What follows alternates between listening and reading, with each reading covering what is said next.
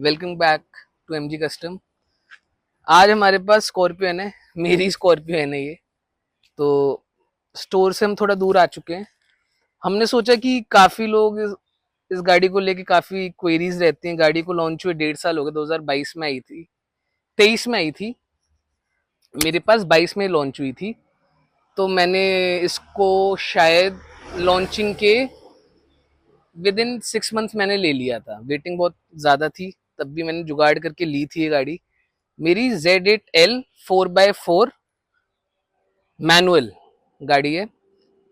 आजकल ये भी चल रहा है कि लोग नॉर्मल 2 व्हील ड्राइव ले लेते हैं, रेयर व्हील ड्राइव ले लेते हैं, उसके पीछे 4 एक्सप्लोर। हमारे पास भी ऐसे कई लोग आए हमारे स्टोर पे आए कि ये वाला बिकॉज इट्स एक्सेसरी पार्ट तो ये मिल जाता है, तो कोई भी लगा लेता है। तो लोगों को लगता है कि 4 एक्सप्लोर है, लेकिन मेरी, मैं आप लोगों को भी दिखाया तो मेरी 4x4 है, कहीं आपको लगे कि मैंने भी लगा रखा है।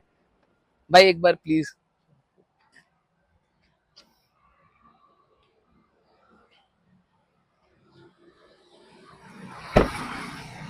तो मेरे पास इस गाड़ी को 1 साल से ऊपर हो चुका है। और थोड़ा साइड आ जाइए, गाड़ी चल रही है। एंड सबसे पहले मैं इसकी इंजन स्पेसिफिकेशंस बता देता हूँ। 175 bhp कार है ये। 2.2 एमॉक इंजन है, सबको पता है, महिंद्रा का सबसे फेवरेट इंजन है वो। एंड 370 Nm ऑफ टॉर्क है। ये इसकी बेसिक सारी डिटेल्स है इंजन की। अब बात करते हैं मेरे एक्सपीरियंस की। एक्सपीरियंस से पहले मैं बताना चाहूंगा, मैंने ये अलॉय व्हील चेंज करा रखे हैं। मेरे पास 7, क्योंकि मेरी मैनुअल है तो मेरे पास 17 इंच डायमंड कट आया था। ये मैंने 18 इंच, एंड ये थार के टायर है ऑल टेरेन, जिसकी प्रोफाइल है 255 65 18। C8 के टायर है। इसके ऊपर भी मैं बोलूंगा कि मेरा क्या टायर्स को ले क्या एक्सपीरियंस रहा है। गाड़ी को मैं कई बार लद्दाख ले गया हूँ, मनाली ले गया हूँ, हिमाचल कई बार लेके गया हूँ, नॉर्मल प्लेन एरिया पे लेके गया हूँ। मेरा क्या इन टायर्स को लेके एक्सपीरियंस है वो भी मैं आपके साथ शेयर करूंगा। एंड कुछ मॉडिफिकेशंस नहीं है गाड़ी में। ये सिंपल सी मैंने 2 लाइटें लगवा रखी हैं,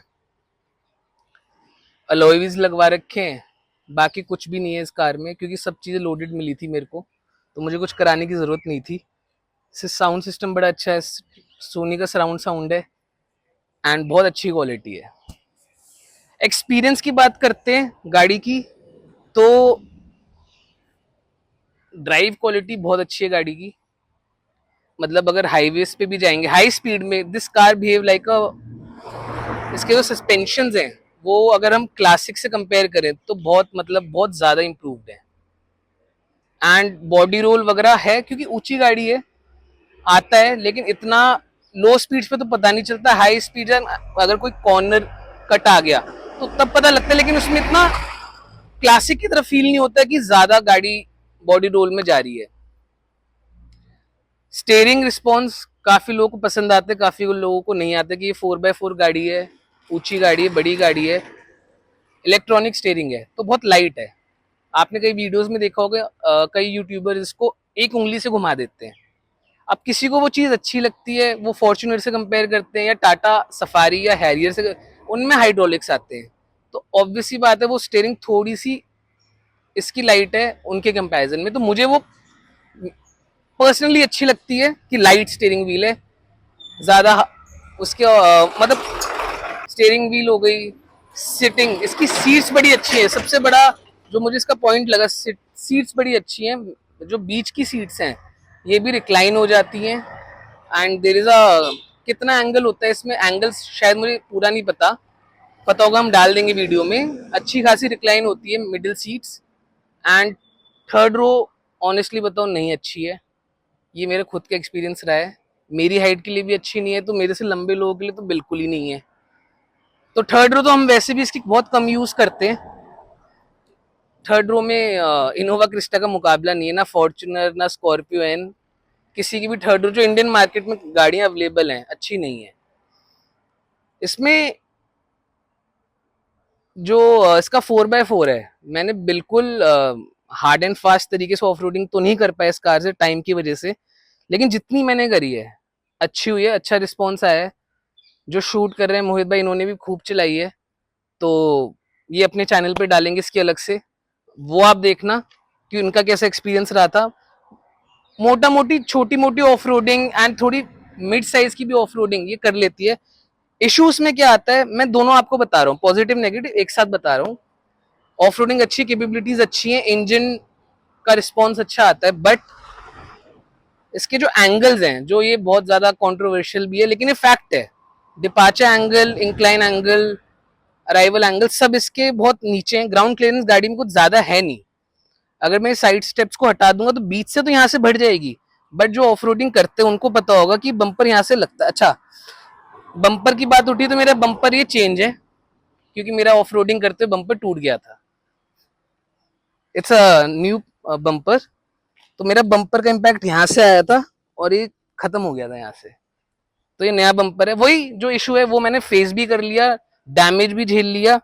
गाड़ी नीचे से बहुत लगती है ऑफ रोडिंग में, एक तो बम्पर, ये ground clearance from front end back and, ये बहुत बड़ा ऑफ रोडिंग में चैलेंज होता है कि इसको बचा के निकालना पड़ता है।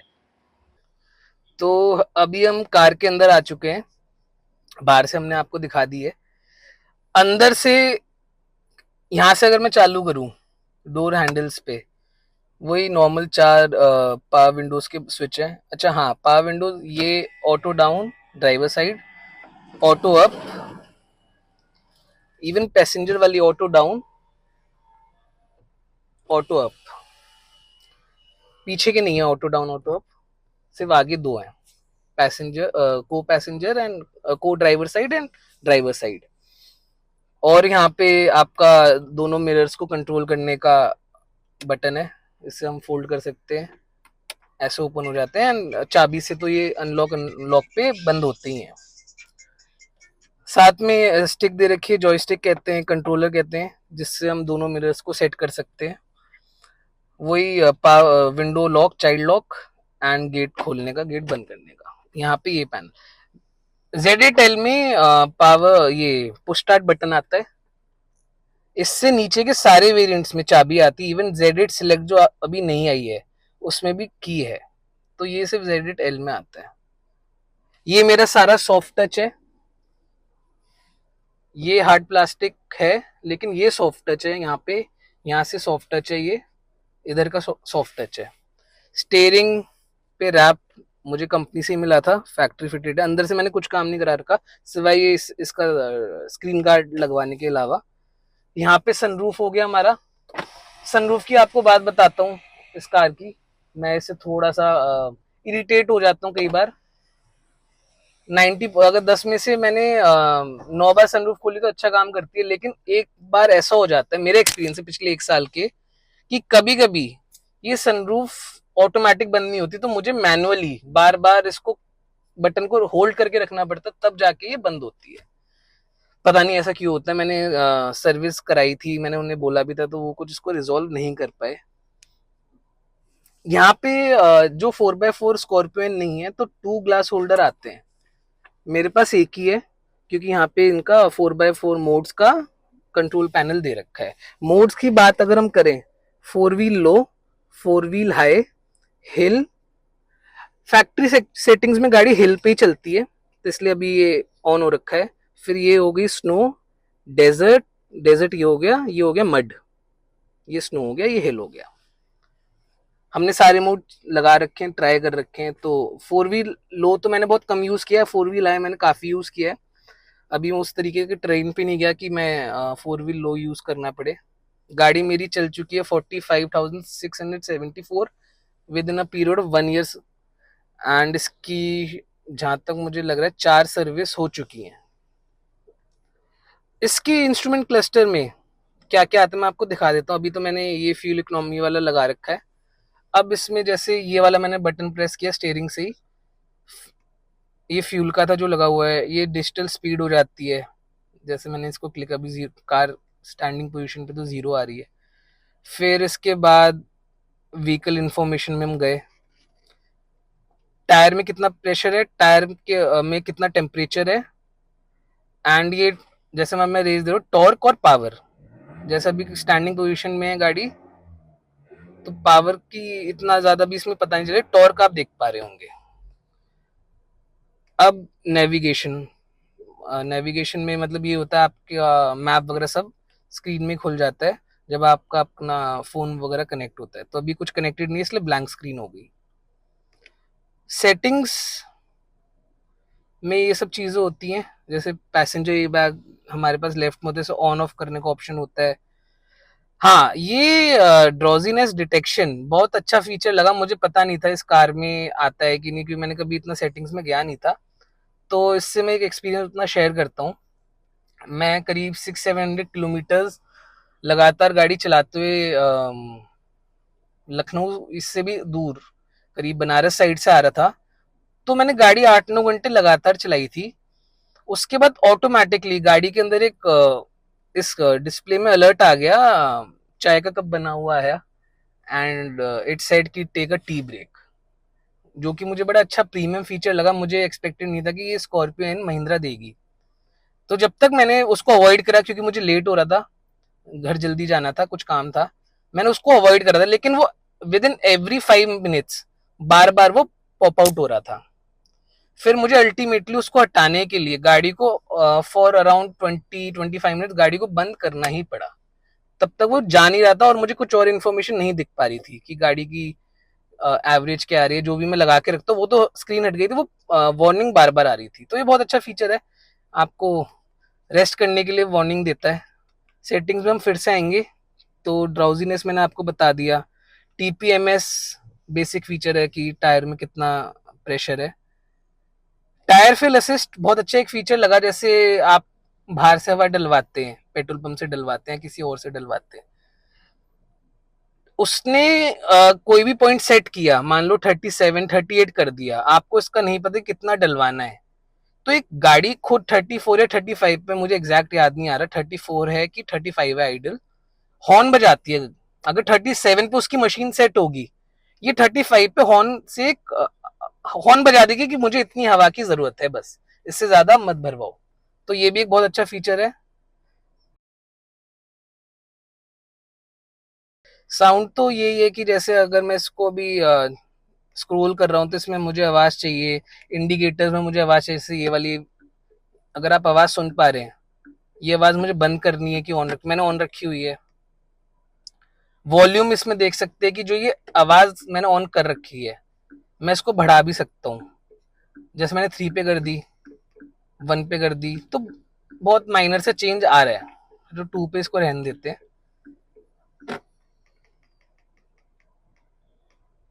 नेक्स्ट इसमें आ जाता है क्लॉक टाइप, एनालॉग या डिजिटल। फैक्ट्री रीसेट का एक ऑप्शन है बस सेटिंग्स में, और कुछ नहीं है। अलर्ट में गाड़ी में कुछ भी कोई दिक्कत होती है, डीईएफ से लेके सीट बेल्ट से लेके एयर बैग से रिलेटेड कोई भी दिक्कत होती है, सब इसमें आ जाता है अलर्ट में।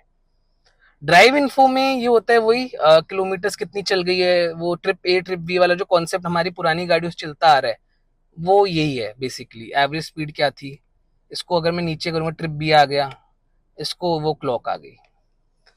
अगला फ्यूल, तो बेसिकली सब मैंने आपको इसमें दिखा दिया।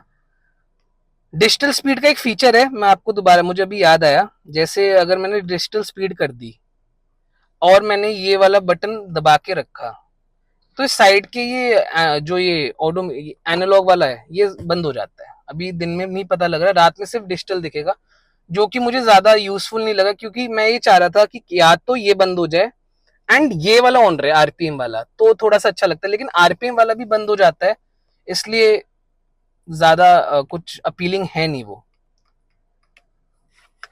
स्टेयरिंग व्हील पे ये ऑडियोस के कंट्रोल हैं, volume up down, FM radio station change करना है, या ब्लूटूथ से गाना कनेक्टेड मोबाइल से चेंज करना है। सोर्स हो गए radio, Bluetooth, Android auto, Apple CarPlay, दोनों इसमें वायरलेस है गाड़ी में। अब हम इसके सेंट्रल कंसोल की बात करें, मैनुअल है, गियर लीवर्स हैं, 6 गियर आते हैं, रिवर्स इसका आगे की तरफ जाके लगता है। कैमरा ऑन हो गया, कैमरे में कुछ भी नहीं है ऐसा, बस ये कि पार्क असिस्ट थोड़ा मिल जाता है कि अगर पैरेलल पार्किंग करनी है या हॉरिजॉन्टल में करनी है, तो ये बता देती है, गाइडेड लाइंस के साथ आती है। एंड जूम बिल्कुल नीचे तक का आप जूम कर सकते हैं। फोटो, हाँ ये फोटोज ले सकते हैं, जैसे मैंने इसको क्लिक करा, अब इसकी गैलरी में जाके फोटो सेव हो गई। तो ये रिवर्स कैमरे का फीचर है। अब इसको हम समझते हैं। एलेक्सा इनबिल्ट है इस गाड़ी में, महिंद्रा देती है साथ में। उसका बस ये है कि आपको सब्सक्रिप्शन प्लान लेना पड़ेगा। तो मैंने लिया था, वो मेरा एक्सपायर कर चुका है, मैं रिन्यू कराऊंगा। एंड आप देख सकते हैं रेडियो है, Apple CarPlay, Android auto. Apple CarPlay अभी इसलिए हाईलाइट हो रखा है क्योंकि मेरा फ़ोन कनेक्ट हो रखा है। एंड्रॉइड ऑटो है, यूएसबी से आप चला सकते हैं, Bluetooth, iPod, videos. Valet mode, valet mode है, कई लोगों को नहीं पता होगा कौन सा मोड होता है। वैले मोड ये होता है कि मैं इसमें पासवर्ड डाल के, जैसे हम होटल्स में जाते हैं या गाड़ी जिस वैले वालों को हम देते हैं, तो हम ये पिन सेट करके गाड़ी की कुछ सेटिंग्स उतनी ही ऑन होंगी। अगर गाड़ी में 10 सेटिंग्स हैं कुछ, हम सिर्फ 2 सेटिंग ऑन रख सकते हैं कि वैले वाला गाड़ी चला के खड़ी कर दे। तो एक सेफ्टी फीचर है। रोड साइड असिस्टेंस, नोटिफिकेशन कुछ आती हैं, जो चीजें इसमें कभी कभी आती हैं वो इसमें भी आ जाती हैं। अब रेडियो हो गया, नेविगेशन, एप्लीकेशन। नेविगेशन में है कि आप यहाँ पे भी देख सकते हैं, यहाँ पे भी देख सकते हैं। एप्लीकेशन है, ये मेरा फ़ोन अभी कनेक्ट हो रखा है, एंड्रॉयड वाला कनेक्ट होगा तो ये हो जाएगा। एंड एप्पल कार प्ले, जैसे ये इंटरफेस जो एप्पल का है वो आ जाता है। होम बटन्स हैं सारे, ये टच इसका बहुत अच्छा है, मुझे कभी कोई इसमें लैग नहीं लगा, कोई परेशानी नहीं। Touch response is very good. And मैंने टेम्पर्ड ग्लास या स्क्रीन प्रोटेक्शन लगवा रखा है, उसके बाद भी अच्छा है, तो कोई ऐसा इसमें कंप्लेंट नहीं है। बहुत सिंपल है। एक्चुअली 700 में तो बहुत बड़ी डिस्प्ले आती है, लेकिन उन सब में फीचर सारे यही हैं, बस वो उनका डैशबोर्ड कनेक्टिंग है तो इसलिए थोड़ा बड़ा लगता है, नहीं कि उसमें भी सेम सारे फीचर्स यही हैं। अब बटन्स पे आ जाते हैं, जो काम आपका टच कर रहा है वो बटन से भी हो सकता है। फॉर एग्जाम्पल मुझे होम पे जाना है, अगर मेन कोई और स्क्रीन चल रही है, जैसे फोन की चल रही है, मुझे होम पे आना है तो मैंने होम दबा दिया, वापस से नॉर्मल स्क्रीन हो गई। कॉल देखनी है, यहाँ से कर सकते हो अगर आपको टच यूज नहीं करना। बैक चले गए, होम पे आ गए। सेटिंग्स, सेटिंग्स जैसे अब ये खुल गई। डिस्प्ले की सेटिंग्स हैं, ब्राइटनेस वगैरह, डीआरएल वगैरह ऑन ऑफ वाले फीचर्स भी यहीं से डीआरएल ऑफ कर सकते हैं हम। सॉफ्टवेयर अपडेट, जब भी सर्विस पे जाती है गाड़ी अपडेट होके आ जाती है इसके सॉफ्टवेयर। एलेक्सा जैसे मैं बता रहा था, फोन कितने कनेक्टेड हैं। ऑडियो, ऑडियो में इसके मतलब इस पर हम बहुत देर तक बात कर सकते हैं, लेकिन मैं शॉर्ट में अगर बताऊं, सोनी का सराउंड साउंड है, इसमें 12 स्पीकर्स आते हैं, ट्विटर्स एंड स्पीकर्स सब मिला के, एंड पीछे एक सबवूफर है। एंड इसमें ये होता है कि मोड्स दे रखे हैं, stage, party, breeze, breezy, immersive, 3D off. तो मैं ज़्यादातर पार्टी वाला, मुझे जो उसका म्यूजिक रिस्पॉन्स है वो अच्छा लगा, तो मैंने पार्टी पे सेट कर रखा है। और भी काफ़ी फीचर्स हैं, इक्वलाइजर है, साउंड फील पोजीशन, जैसे आवाज़ आपको किस कोने में गाड़ी में ज़्यादा चाहिए वो सब तो अभी सेंटर पे कर रखी है। Date and time, eco sense की गाड़ी एनवायरनमेंट में कितना हार्मफुल, कैसे आप चला रहे हैं, कितना गाड़ी पोल्यूशन छोड़ रही है, कितना नहीं छोड़, तो एक स्कोर बनता है गाड़ी का, वो इसके अंदर आएगा, मैं आपको दिखाऊंगा आगे। इसकी एक ऐप भी आती है, लोग के ये ट्रैक लोकेशन, जैसे गाड़ी कहीं जा रखी है मैं अपने फ़ोन पे देख सकता हूँ। क्योंकि Android auto and Apple CarPlay wireless है, तो ये वाईफाई वाला आ रखा है, ये कोई इंटरनेट वाला वाईफाई नहीं होता। लोगों को गलतफहमी हो जाती है कि इंटरनेट वाला वाईफाई, ऐसा कुछ नहीं है। अब हम इसके जैसे स्टार बटन है, स्टार बटन ये होता है कि आप इस पूरी स्क्रीन में आपका जो फेवरेट ऑप्शन है कि मुझे टाइम देखना है, तो मैं वो सेट करके, चाहे मैं कुछ भी काम कर रहा हूँ, अगर मैं स्टार दबाऊंगा तो मैं डायरेक्टली उस पेज पे पहुंच जाऊंगा, उस इंटरफेस मेरे यहाँ पे ओपन हो जाएगा। तो फेवरेट बटन है वो। नीचे आ जाएंगे तो ये कार में डुअल एसी आता है। अच्छा, डुअल एसी जहां तक मुझे नॉलेज है, Z8L में डुअल आता है, एंड Z8 में भी शायद डुअल आता है, मैं गलत हो सकता हूँ। Z8L में तो आता ही है कि यहाँ का टेम्परेचर हम अलग कर सकते हैं, ये वाले पैसेंजर अपने हिसाब से ले सकते हैं। मैं अगर वहां लो कर दिया, मैं यहाँ 25 पे भी ले सकता हूँ। अब ब्लोअर्स के बटन है कि फैन की स्पीड मुझे कितनी चाहिए, एक सेकंड जरा टेम्परेचर सेट कर लेते हैं। हाँ, मैक्सिमम भी जा सकता है, अगर एक आपको शॉर्टकट बटन ही चाहिए तो उन्होंने दे रखा है, ज़्यादा इसकी नीड थी नहीं तो मैंने मैक्सिमम दबा दिया। लो भी चला जाएगा टेम्परेचर, ब्लोअर की स्पीड भी मैक्सिमम पे चलेगी। ये फ्रंट के लिए जैसे फॉग वगैरह आती है तब ये यूज होता है, ये रेयर के लिए है। ये ब्लोअर्स के फैन है, ऑटोमेटिक क्लाइमेट कंट्रोल है गाड़ी में। एसी ऑफ करना तो ये बटन हम दबा सकते हैं। मोड्स में ये आ जाता है कि पैरों पे चाहिए आपको, गर्म ऊपर चाहिए, पैरों पे चाहिए, ये सारे मोड्स हैं, वही नॉर्मल बेसिक। अब हम नीचे की बात करते हैं। अच्छा, ये एसी के हम गाड़ी इस डिस्प्ले के अंदर से भी टच पैनल के थ्रू हम कर सकते हैं। जैसे हम अगर टेम्परेचर को क्लिक करेंगे, ये आ गए, तो आपके पास दोनों ऑप्शंस हैं।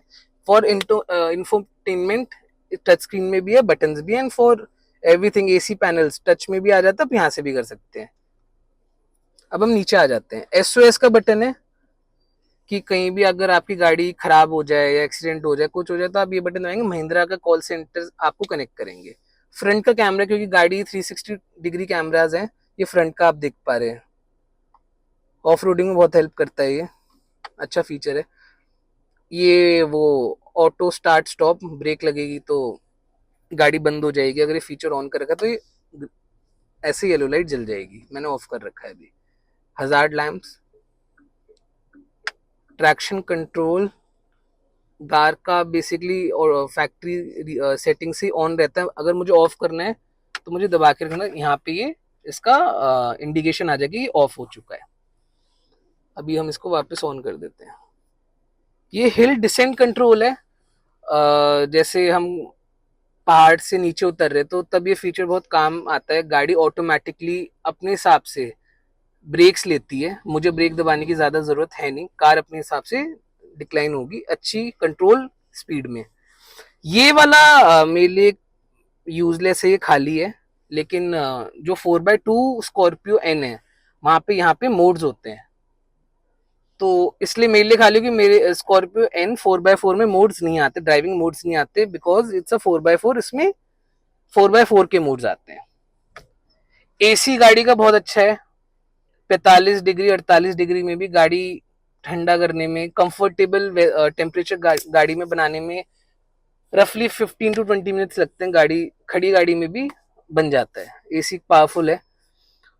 एसी के भी इसमें मोड्स हैं, कंफर्ट मोड है, एक इकोनॉमी मोड है, तो मैंने कंफर्ट पे सेट कर रखा है। नीचे अगर आप देखेंगे, जैसे आप लोग देख ही पा रहे हैं, मैंने अपना दूसरा फोन पर्स रखा हुआ है, तो यहाँ पे जगह है थोड़ी बहुत। यहाँ पे कप आप रख सकते हैं। यहाँ पे ये आपका सनग्लास होल्डर हो गया। हाँ, ये बहुत बड़ा मुझे ड्रॉबैक लगा, या महिंद्रा ने क्या रीजन होगा इसके पीछे, कि इसमें ऑटो डिमिंग मिरर नहीं दिया, रेयर व्यू मिरर। तो ये मैनुअल है, लेकिन मुझे लगता है कि इस प्राइस सेगमेंट में, मैंने ये अराउंड 27.5 लाख की ली थी तब, और आज तो इसके रेट और बढ़ चुके हैं, तो ये देना चाहिए था। नहीं दिया, कोई बात नहीं, मैनेज कर रहे। यहाँ पे पैसेंजर को ड्राइवर साइड पे वैनिटी मिरर है विद लाइट। लाइट्स बड़ी अच्छी देती है महिंद्रा, वाइट लाइट है, एलईडी बल्ब हैं ये। यहाँ पे 2 लाइट्स हैं, एंड अगर वही ये वाला स्विच हुआ कि दरवाजा खोलना है तो लाइट जल जाएंगी। पीछे की तरफ हम आएंगे, यहाँ पे आपका आर्मरेस्ट है, पीछे एसी कंट्रोल पैनल है पीछे वालों के लिए। ये भी, इसका भी बहुत अच्छा रिस्पॉन्स होता है। इसमें नेगेटिव पार्ट ये है कि जो थर्ड रो है वहां पे एसी के पैनल नहीं है, तो थर्ड रो तक हवा नहीं पहुंच पाती अगर कोई बैठता है तो। और अगर जैसे गाड़ी को चलते हुए हमारा एक्सपीरियंस रहा है, हमने 1-2 बार किया था कि पीछे हमने अपने 1-2 फ्रेंड्स को बिठाया था, आधे पौने घंटे बाद वो भी कंफर्टेबल हो जाते हैं। लेकिन जैसे हम 10 मिनट में हो जाएंगे, बीच वाले 20 मिनट में हो जाएंगे, पीछे वाले पौने घंटे, तब जाके पूरी गाड़ी ठंडी हो पाती है। इनिशियली वहां पीछे बैठना बहुत मुश्किल है।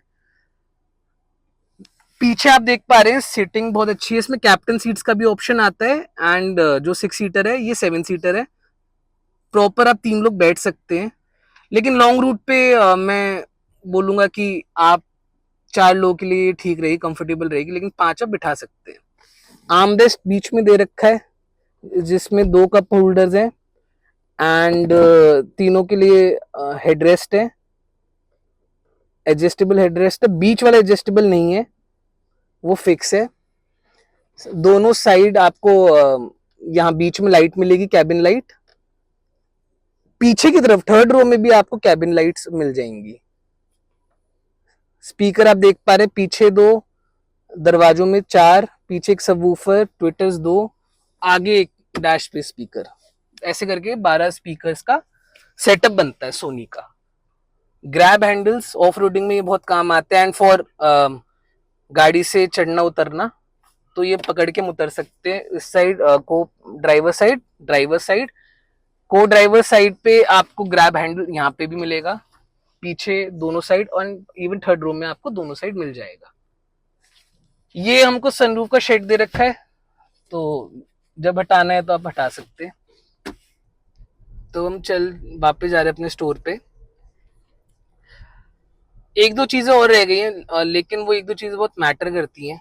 छोटी छोटी चीजें वही एक गाड़ी को अच्छी, एक बेहतर गाड़ी बनाता है। चार्जर दे रखे हैं गाड़ी के अंदर की, यूएसबी पोर्ट्स हैं, एक नॉर्मल है, चार्ज कर देता है वो भी ठीक ठाक, लेकिन स्पीड बहुत कम देता है। ये फास्ट चार्जर है, टाइप ए यूएसबी वाला। ये पीछे for middle passengers type C का पोर्ट एक दे रखा है, बहुत तेज चार्ज करता है वो।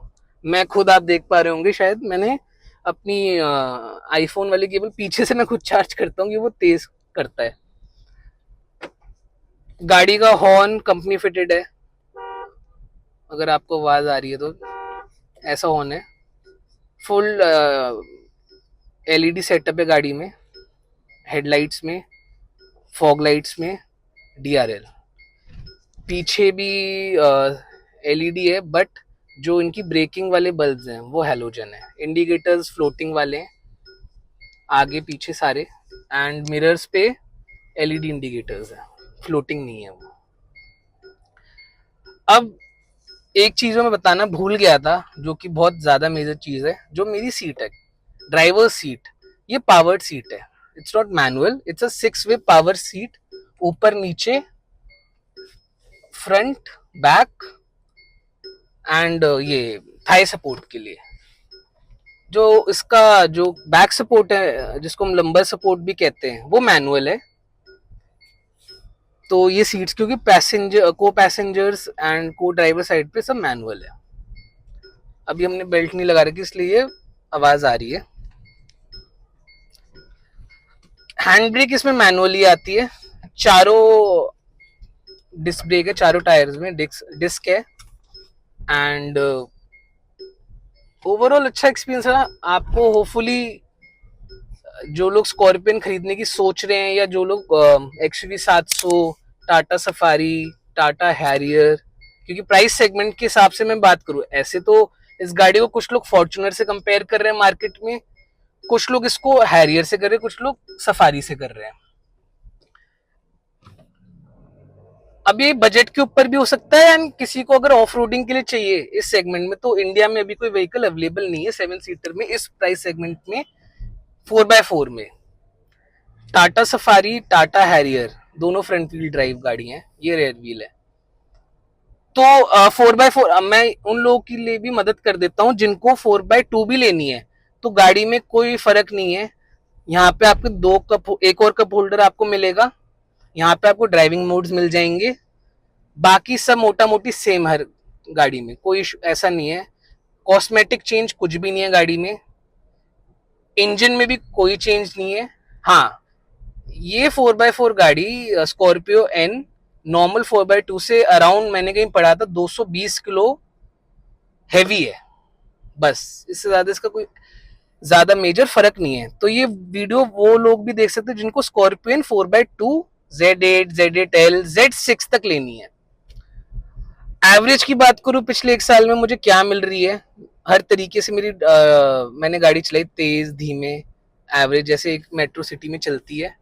आपके सामने 9.5 की आ रही है। ये 9.5 की अभी हुई है, पहले 10 के आसपास की दे रही थी। अभी हम क्योंकि काफी देर तक खड़े रहे थे, तो ऑन एन एवरेज 10-11 की मुझे एवरेज आ जाती है। 40-50-60 km/h की स्पीड पे इन अ मूविंग ट्रैफिक। हाईवेज पे ये गाड़ी मेरे को 14 तक देती है, मैंने निकाल रखी है 14.5 तक। इस साइज के हिसाब से गाड़ी अच्छी एवरेज दे रही है, एंड मैं इससे और ज्यादा एक्सपेक्ट नहीं करता, इतनी दे दे यही बहुत है। आगे भी इसमें पार्किंग सेंसर्स हैं, मैं बटन दिखाना भूल गया आपको, आगे का भी इसमें पार्क असिस्ट जिसे हम कहते हैं, आगे दे रखे हैं सेंसर्स। तो वो पार्किंग करने में, क्योंकि थोड़ी बड़ी गाड़ी है तो ये फीचर बड़ा हेल्पफुल होता है।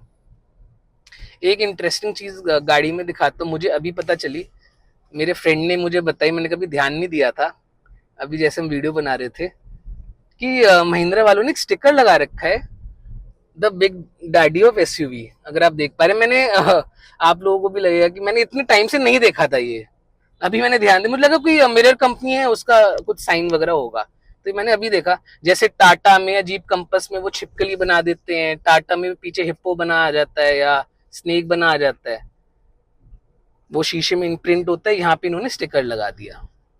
ठीक है, अच्छा लगा मुझे, मैंने आज ही देखा। बाकी कुछ और आपको अगर पूछना है आप कमेंट कर सकते हैं, मैं आपको रिप्लाई दूंगा। आज के लिए बस ये रखते हैं, और भी गाड़ियां हैं मेरे पास, अगली गाड़ी की रिव्यू वीडियो भी मैं जल्दी डालूंगा। तब तक के लिए आप मिलते हैं आपसे, एंड कुछ क्वेरी हो तो आप मेरे को कमेंट्स में पूछ सकते हैं।